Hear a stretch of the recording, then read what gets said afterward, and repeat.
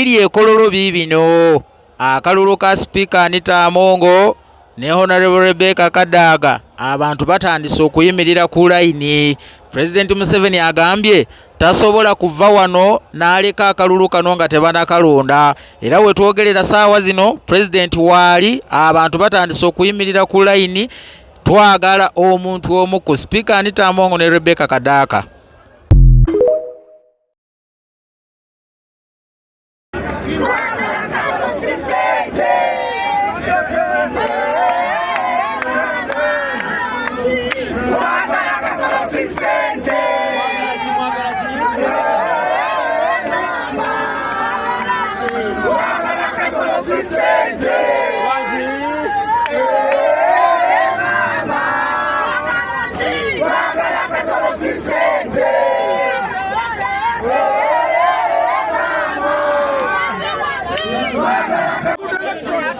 Those people have come from different, they have come from different districts and the jump, the entry from different districts where we don't know them.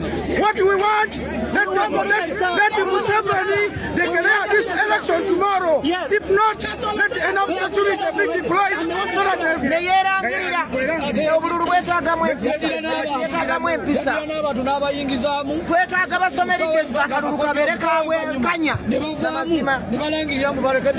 Minister Kasolo. Bali bakiteesa era yabatakawo nga bo okukata si kibi nebalangirira nti